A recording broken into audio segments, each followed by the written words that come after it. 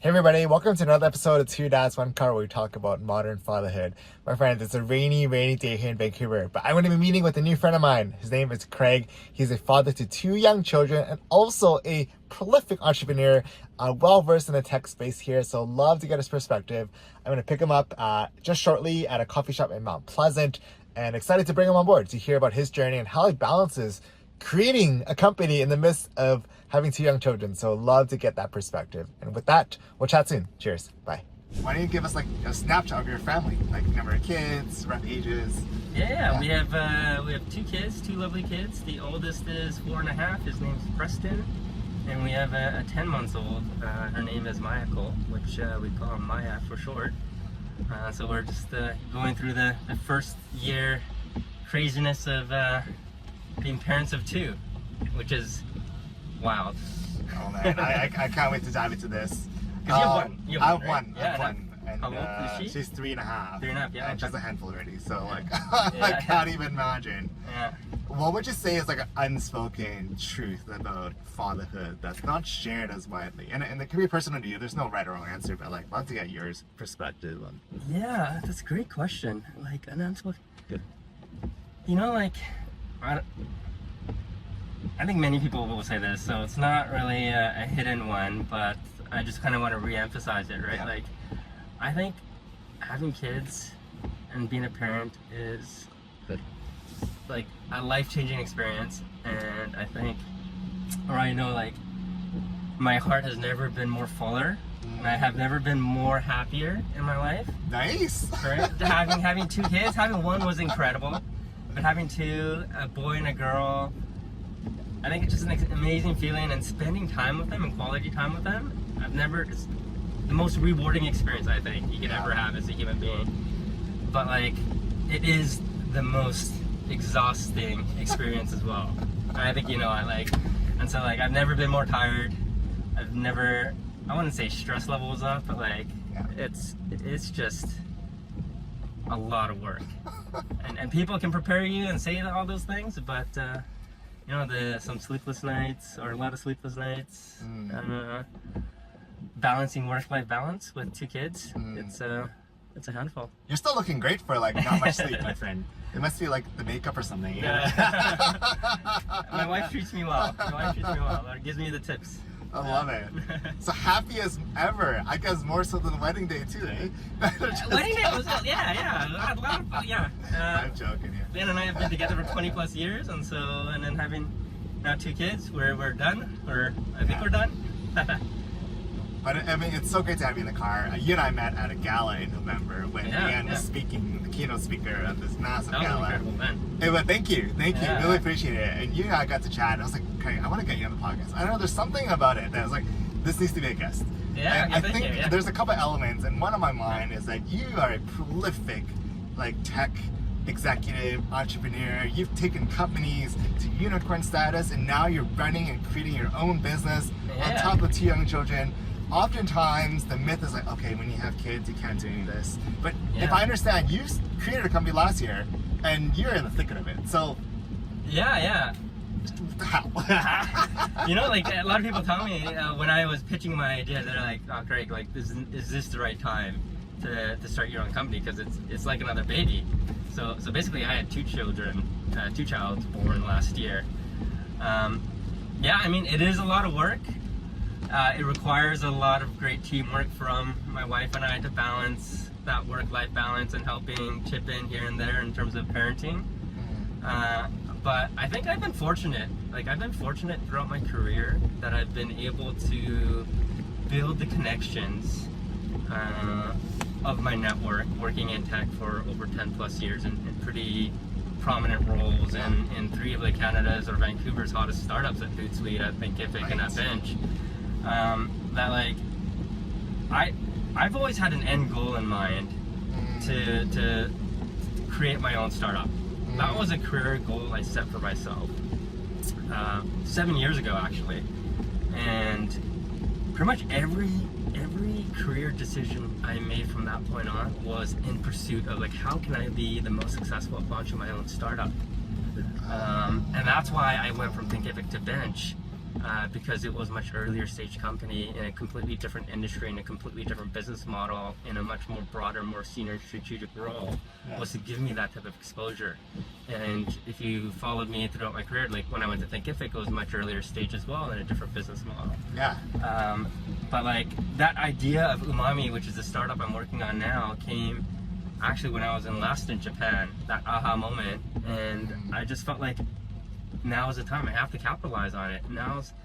I subscribe to that philosophy. It's like you got to do it now than delaying it. You know, because if I said let's do it in 5 years, that 5 years will turn into 7 years, that will turn into 10 years.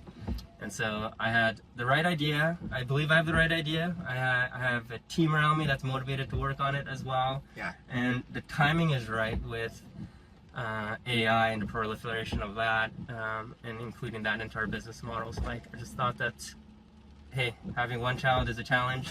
I never say no to challenges. Let's do 2 childs in 1 year and launch a company. So, again, lots of work. It's not easy. I don't know if I would recommend it to other people, but it's working out well so far. That's incredible. Yeah. I mean, from my interactions, so Umami, if I were to describe it, it's like Yelp but better. And it's so much more localized, it's so much more customized, and I know it's still in beta, but I love the way it works, the way it interacts, right? But there's a lot of work to get to the stage, right? It's a lot of work, yeah. And so, how does one navigate generally, because I'm guessing, imagining startups, I'm looking like, what, 15, 16 hours? Like, how does that meld with 2 young children? Or like, how have you figured it out? Or like, what have you been doing? Like, I don't think there is like I don't think there is a secret sauce, right? Like, yeah, working in startups in the past, I would work 60 hours a week. Yeah. I think I still put in 60 hours a week now. The one thing, so what I found it easier when I didn't have children was I was lucky and fortunate enough that I was a workaholic. My wife was a workaholic, but she worked evenings. I'd have the evenings shift, so whenever I got off work and I wanted to get ahead on something at work, I had 2 to 3 hours at night to just really focus on it, right? And so ruthlessly prioritizing is critically important. You know, it's critically important to have that skill set working in a business. Time is not infinite, you know, resources is not infinite, so you got to make sure you're working on a few things but doing it really exceptionally well. I subscribe to that mentality as well. And so that's basically what has to happen in my life schedule now. Is like I'm 5 p.m. afterwards, I got to pick up my son from daycare. I got to cook dinner. I want to spend time with them before they go to bed. That is family time. And I still do have to put in hours before I go to sleep. And so balancing that is I guess what I have to do. It's absolutely wild, Craig. Yeah, and I love it. And that's like sacrifices, right? Like, I mean, like I could go out, have more dinners with friends and drinks with friends, but I'm making that sacrifice to be with the people who I truly love, which is my family, that I want to nourish and I want to be there while they're growing up. And I'm making this sacrifice in terms of enjoying lifestyle, with really focusing on building something I'm really passionate about.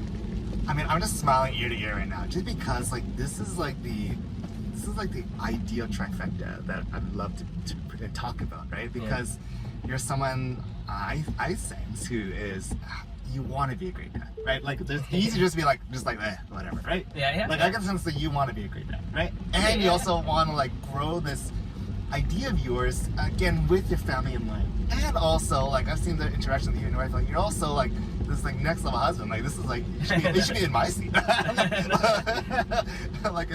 It's I feel like there must be something you're doing in terms of mindset or routines or am I just throwing ideas out here? Or how have you adapted? I'd be curious to know. That's a good question. I mean, I've always been raised to be a hard worker, right? And raised as being a family man, to be a family man. And I don't know if I have any answer there.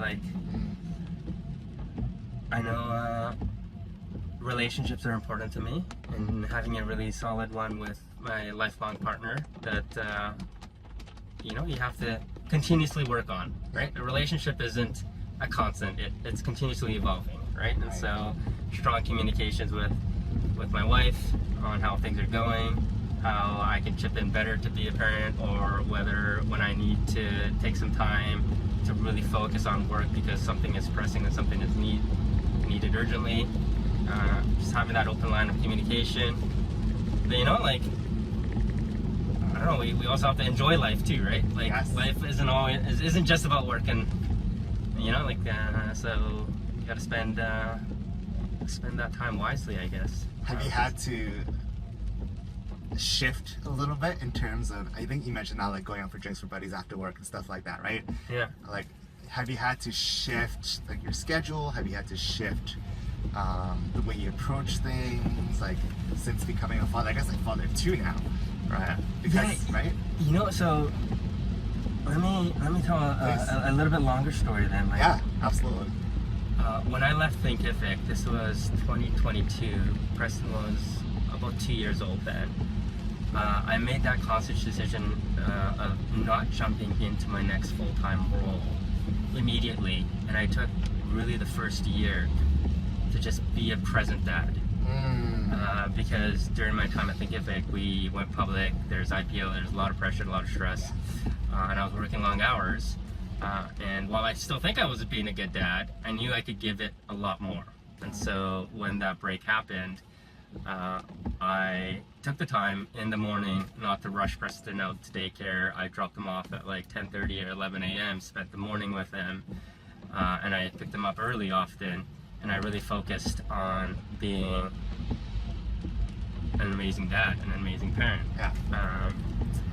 And then I did some consulting because I really was passionate about, you know, like, I'm not the one that can stay around and not work for a while. Like, I have to be doing something, Yeah. right? And so I started the consulting business, and I was advising a few companies. But during that time, I was still put the number one priority of being a dad and being a parent. And so my schedule revolved around my dad's schedule, not my work schedule. And so I think that time there, I was able to build a really, really, really strong bond with my son.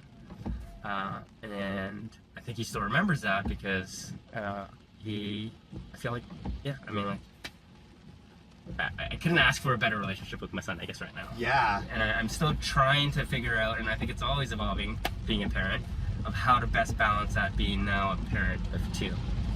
And so, while, yes, like we talked about umami, I still don't rush out the door to get Preston to daycare. I start work a little bit earlier, but I still spend the time, the quality time in the morning to be with Maya and with Preston. And then once Preston's at daycare, really focus my time to do work in that time period. And then after they go to bed, I really get heads down and really focus on work. And so I think my prioritization skills and my project management skills have kind of leveled up a notch, or multiple notches from fatherhood. That's stellar, and it's so great to hear that, because I get the sense there's an intentionality here, and you're actually like compressing the time in a way, like you're much more intentional. Like there's so much time that we can waste, right? Yeah. I can't imagine what was life like without my daughter, right? You Yeah, spend like yeah. all these hours maybe at the office, but maybe half the time is not that efficient, right? You're like, oh, let me check the Wall Street Journal, let me read the New York Times, right? Yeah, exactly. Yeah, Right? yeah. It's like, okay, let me just go heads down, put some music on, and like get drafting. Yeah. And get writing. And so I feel like you're just like, you have this, I love what you said earlier about like revolving around your dad's schedule, right? Yeah. You can then just like compress it in. Which, I mean, like, I think I've been fortunate with that kind of schedule that I had in the past, Yes. but I think there's a lot to it. Like, working from home, which a lot of people do nowadays, like, you save that time on the commute to work, right? I think you can be more hyper-productive, or there's a lot of wasted time, potentially, in in-person meetings that happens at the beginning and at the end of it. You know, so I think you can get that, and then there's a lot of AI tools now that can help you streamline your meetings as well, right? And takeaways and action items. And so I think, yeah, I think streamlining work has become kind of the norm post-COVID, right? Is there anything, if I can pivot the conversation, Yeah. built on is there anything that you've taken from your childhood into being a dad now, right? Because you talked about, On the business side, at least, you're very intentional, right? Like, I'm gonna grow this company, like Cliffit, just with the longer term purpose of building your own company. Is there anything that you're intentional about in terms of like your own childhood that you wanted to carry through? Or how have you, Leanne, discussed that? Oh, interesting.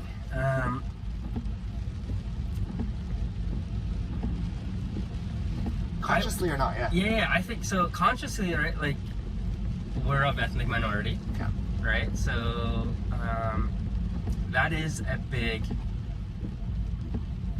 purpose, and a big pillar of Leanne and ours is to really embrace that cultural diversity, right? And so one real life example that's happening right now is Preston is going into kindergarten in September. That's right. Right, and so we were debating where should we send him, right? And so yes, we have our catchment school for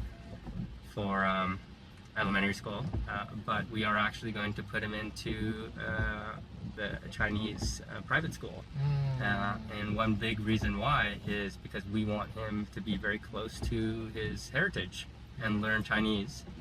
And so that is a big part. I guess that is one example of like what we want to carry through to him, and why he's going to be going to Japan for a second time, is to understand his Japanese background and his roots. And so I want to make sure I find more ways of weaving that part in as he and as Maya grows. That is so interesting to me, right? In a great way, because you're right, because the decision of school can affect, the cultural affinity, right? Even though being here in Vancouver, and I remember Leanne during her keynote speech, it was just such the funniest story. I love the keynote, by the way. Right? Banana? Banana. She was very and not trying to associate with their culture, right? Being like the skater girl. It's a hilarious photo, by the way. But it's funny how you're like, okay, let's try it this way when we're raising people that dance, right? And you're going to Japan twice, right? This is for the second time. And I think it transcends more than just my kids. Like, if I want to touch on my business, one thing, I also want to show my kids that there is an opportunity for Asian Canadians or Asian Americans to kind of break that bamboo ceiling. And Leanne kind of mentioned that in her speech as well, right? Like, I've been personally fortunate in my career in tech to be able to move up into a senior director, a VP, a C-level role. But I'm very aware that I am the only person of my skin type to be at the executive table. It's very observant. From 5 seconds into that meeting, it crosses my mind. And that one of the biggest questions that always runs through my mind is why is this the state that it is when there are so many brilliant Asians in our company or in Canada, because I'm working for Canadian companies, and why can't other people like me be at this table? And so one of the key reasons or key pillars that I want to strive for in Umami is not just help Asian restaurants promote themselves, which I want to do, is also employ and foster career development within the company I built. I'm not going to say we're going to be an all Asian team, because I want to be diverse, but I do want to focus on raising the profiles and career development of Asian males and females. That's incredible. You're kind of like creating your own incubator. Hopefully. And then hopefully my kids see that, this is not a 5-year flip it kind of business. I want to be in this business for 10 to 20 and maybe even longer years. And so hopefully then at that time, let's say Umami is incredibly successful in 20 years, Preston and Maya will be, roughly around 20 years as well, plus they can see that there is room they can see role models that they can look up to in the space if they want to be in the tech, restaurant, hospitality space. Yes. Right? So that's trying to build a longer term vision, a longer term goal, and kind of work myself backwards from that. I mean, you touch upon so many layers here that I love, right? First of all, absolutely agree, right? Being at the C-suite, you're essentially headed up sales, right? The VP growth, all these marketing, go to market. On the legal side, I support. Typically, I work at that level, and I've never worked with anyone who's Asian. Like, it's, Yeah, right. It's like, very rare. never. Yeah. And when they see me at the table, like, wait a second, like, Yeah. you're not a Caucasian male lawyer, right? Like, I could get this done, right? Like, it's so fascinating that way. In that world, that cross, and you're absolutely right there. The other aspect is in toning in on this, like, when you see it, you believe it, right? And when you notice it, you believe it. Totally, yeah. And it just reminded me because a couple of days ago, I hosted an event that featured the chief legal officer of the Vancouver Canucks. For those who follow hockey, massive team. Dad loved watching it. And my friend was talking to her daughter about this, and her daughter automatically assumed that it was a male. She assumed that, I can't wait to meet him. Yeah, right? yeah. And she thought it was a white male because it's hockey. Yeah, totally. But it's Asian female, Catherine Child. Like, it's like, she's like, Yeah. interesting. Right? And so she was more engaged as well then? Yeah, more engaged, even wrote like a personalized note. And there's something that you're doing here, especially creating company, founding it, being an incubator. And I feel that, you know, there's a ripe opportunity here in Vancouver compared to the Bay Area for this kind of space, right? This kind of movement. Hopefully, yeah. I do think so. And something that, like, I've witnessed for many years, and now, you know, like DEI, a lot of companies will talk about it a lot. I wanna really fix it and solve it with what I'm building. And again, it's not from just at the company level, but it is something that, like, I do want my kids to kind of grow up in a world where, like, they have the opportunity, like Leanne mentioned in her speech, like when she was becoming an anchor, there was not many people like her, even though all her personality tests as to be an anchor and work in television. It was hard for her to see someone like her in that role, right? So she almost moved off it. And I don't want my son and my daughter to not pursue their career because they don't have someone to aspire to and someone that kind of looks like them. That's really inspirational. I love it. I love it. Yeah, thank you. The one question my wife and I are trying to figure out is, you know, as we raise our children, I think we're now in a place, like, you can probably attest to this, where we have the means, the income, the ability to afford trips, the ability to do the ability to create. Is there any fear or any way of thinking, like, how do I ensure that, not to say that the exact drive needs to be in our children, but does that cross your mind? Right? Or is it like, we'll figure it out? Like, does that ever come across? I think my biggest fear is, like, I have kids who just lazy, don't do anything. Like, I don't know, maybe it's irrational fear. But, like, I'm curious to get, like, your thoughts on this one, if it comes like having your kids be too entitled kind of thing? Yeah, Is that what you think? exactly, Yeah, I don't know if we don't talk about it right now because I think there's many years to develop that, but, like, I do want to instill hard work, you know, and that nothing is given to them. And what can, like, because he's 4.5, obviously Maya is way too young to kind of go through this type of experience right now, but, like, you know, like, cleaning up after yourself, right? Like, no one's gonna clean up for you, right? Building some of these micro habits that, like, he has to be accountable for certain things. I think that is a small step towards that, right? But yeah, I think that is a small fear of mine, is, like, you know, like, are my kids going to be lazy, right? And that's something that we'll continuously have to work on. And I don't think anyone has an easy answer on that, right? Because you can see, like, even celebrities, some of the highly successful ones they have hardworking kids, but some of them, you can see them aren't really doing as much, right? Yeah, I mean, it's more often than not, right? And you end up descending into, I don't know, like, kids who are doing drugs and other aspects, right? It's something that it's just interesting to think about. And I think it's also, like, you got to surround them. It's not just as parents. You got to put them in an environment, for them to succeed and develop, right? And so, I don't know. I think their schooling and their education will play a big role there. And I do think that the school we're putting him in, while it is a private school, they do seem like they foster a lot of good habits inside their school programs. So hopefully that can help this development. We should get sponsored by the school. Yeah. If you're listening.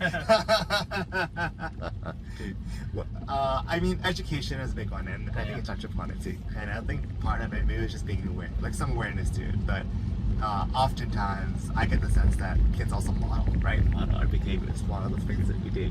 Totally. And so that's actually a great point, right? Like probably I don't know, like highly successful CEO that had children that maybe became too entitled is because their dad or their mom that was in that role. I don't want to presume anything, but I'm assuming that they may not have been as present at home, right, to get into that position. And so I think being a very present parent will play a big role in shaping Preston and Maya's future. Yeah. And that is something that, even though I'm a CEO of a company, dad is still, being a dad is number one. Yes. Yeah. What a shining example here, Greg. This is awesome. It just shows that it's possible. I think part of, you may recall, right? I think when you first have the kid, they're like, oh, your life is over. You can't do this, you can't do that. You gotta like lift the pedal off your career, you can't create things. But I don't think that's the case. And you're like a wonderful example. Yeah, thank you. Yeah. You know, like, so that's a great point you made. Like, when I was an executive in-house at the 3 tech companies I just mentioned, I wasn't a parent at that time until my latter part of Thinkific. But it never crossed my mind until being a parent, like how difficult it is to really be 100% focused at work because of family life, right? And so I think I'm a different leader now, knowing that, hey, the person I'm managing has 2 kids. Before I didn't even think about that. Didn't think about, oh, maybe that person's son or daughter was really ill, and because their daughter was really ill, the mom or dad couldn't get enough sleep that night, kind of thing, right? And so I kind of look back at my management path there and like, how would I have behaved differently? Sometimes what I think about and try to apply that into the leader I am now. Not much applying right now because we are a very small team, but as I grow the company, you know, like that situation will arise quite often, right? And being on the other side of it, I think, is very, very, very helpful. And it's such a great way to attract top talent too, right? Like you have that compassionate viewpoint, right? You're gonna attract people like, I'd rather work here, right? Like, totally. There's something to it, and I think it's a new style of leadership. And if anything, it'll draw upon some really talented folks. I think so. I hope so. Yeah. Right, and I think it makes a huge difference. As we head into really this next chapter of fatherhood for you, like, what are you excited for? What are you looking forward to? Like, what's on your mind right now? What's on my mind? You know, like September will be a big change with Preston going to elementary school. I think the biggest change now in family life is Leanne, my wife, is still on mat leave. And so when she goes back into the workforce, how is that going to change our dynamic? And how is that going to change my working schedule that now I've tweaked and optimized to where it is now? It's going to be kind of, I wouldn't say gutted, but like reinvented when Leanne goes back to work, right? And so that's something on the top of my mind, but what's exciting is just continuing to grow, watching Preston become a bigger brother to Maya and watching him evolve in that way, and continuously seeing Maya grow, because you know, like at these early stages they just grow so fast. She's crawling now, she's probably start walking very, very soon. And her first words were "dada," which Leanne doesn't want to admit to. Both of them were, but like she's gonna be hopefully talking more words soon, and just embracing and cherishing these moments because they just like they go by so quickly. Love it. I love it. And I love the intentionality. It's like, all right, how to get to that next level. Mm-hmm. Craig, that was awesome. We're going to pull off to the side here, park, maybe grab an espresso inside. Such a pleasure chatting with you on the car. Thank you for being open to the idea, and we'll pick your brain some more. Oh, thank you. Off the camera. Thank you for having me. This is awesome. Yeah, for sure. Thank you. Okay. Awesome. Yeah. All right, that's a wrap. Craig, thank you so much for being on the podcast and joining us today. That was such a fascinating conversation, and we had an even deeper conversation at the coffee shop afterwards. My gosh, I learned a lot, and Craig was such a great example of someone who is not only thriving in his career, he's starting his own company as well, on top of having 2 young children. We'll send a link to the company in the show notes. It's named Umami. Imagine like Yelp, but powered by AI in a much, much better fashion. And so for those who are interested, join the wait list. Say that you heard about his app through 2 Dads One Car, and he'll get you expedited in. But beyond that, my gosh, it's such a, what I learned the importance of intentionality. And he talked about how he shapes his work life around the fatherhood schedule and the intentional time he puts in the morning with his kids before dropping off at daycare. It means a lot. And so it's such a shining example of what is possible, right? You can still be a great dad, still be a business entrepreneur, and also do fantastic things here in the city. And so Craig, thank you for showing us that way. Thank you for joining us and sharing your insights. I appreciate the conversation. I can't wait to talk with you even more beyond this. And so with that, take care everybody. Follow us on Spotify, on YouTube, on Apple Podcasts. Check out Craig's app as well too. I'm not getting commission here, just saying, because it's amazing. I love using it. And beyond that, with that, take care. Thanks for listening. We'll see you all next time. Cheers. Bye.